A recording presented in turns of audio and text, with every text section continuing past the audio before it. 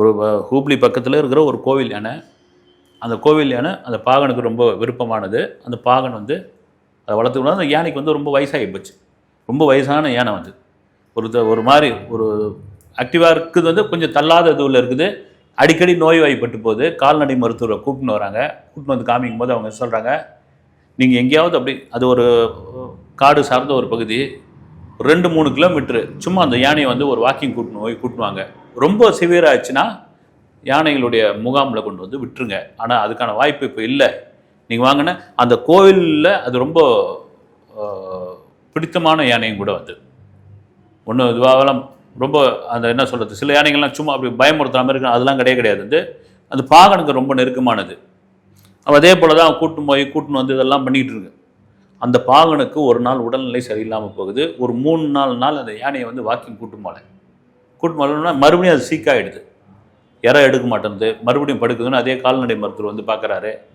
பார்த்துட்டு, யானையை தான் நம்ம அப்படியே எவ்வளோ நாள் தான் இப்படியே கட்டி போட்டு வச்சுருப்பீங்க, கூட்டு போயிட்டு வாங்க அப்படின்னு சொல்லும்பொழுது புதுசாக ஒரு பாகன் உள்ள வராப்புல. ஏற்கனவே பழக்கப்பட்டவர் தான், வேற ஒரு கோவிலேருந்து கூட்டின்னு வராங்க. அவர் வந்து பழக்கமாக அந்த யானையை கூட்டின்னு வராப்புல.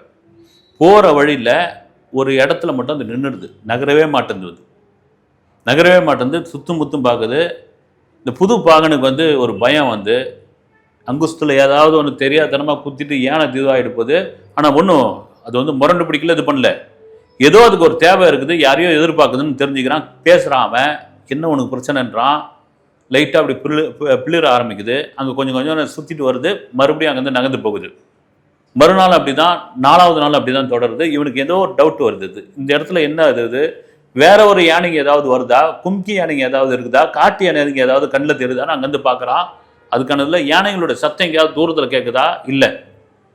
ரொம்ப தூரத்தில் ஒரு பெரியவர் ஒருத்தர் உட்காந்துருக்காரு, அவர்கிட்ட தான் கேட்கணும்னு முடிவு பண்ணி, இது மாதிரி யானை இந்த இடத்துல வந்தவொடனே நிற்குது, என்னங்க ஐயா அப்படின்னு கேட்டபோது அவர் மெதுவாக பார்த்துட்டு, புது பார்க்கணும் அப்படின்றாரு. ஆமான், எப்போ அந்த ஒரு கடை மாதிரி ஒன்று இருக்குது பாரு, அது போட்டு கடையே கிடையாது. அது ஒரு நம்ம ஊருங்களில் வந்து வண்டியில் இருக்குல்ல, தார்பாய் சுற்றி வச்சுருப்பாங்களே கயிறு போட்டு, அது மாதிரி சுற்றி வச்சிருக்குது. அங்கே ஒரு அம்மா வந்து பழக்கடை வச்சுருக்கோம். ஒரு மெயின் ரோடு, அது வந்து ஒரு மைசூர் செல்லக்கூடிய ஒரு இணைப்பு பாதை வந்து, ஒரு ஹைவே வந்து. அங்கே வரவங்களாம் அந்த அம்மா கிட்ட வந்து இந்த காட்டில் விளையிற பழம் இதெல்லாம் வாங்கி போவாங்க. இந்த அம்மா வந்து கடை வச்சுருக்கோம். அந்த அம்மா வந்து பார்த்த உடனே இந்த யானை நின்றுடும். அந்த அம்மா தன் கையில் உள்ள பழத்தை கொடுக்க ஆரம்பிக்கும். இப்போ அந்த அம்மாவை தான் தேடுது அது அப்படின் போது பார்க்கறதுக்கு ரொம்ப இதுவாகிடுது. யானைகளை வந்து நீங்கள் பாசத்தால் ஈஸியாக கட்டி போட்டுடலாங்க.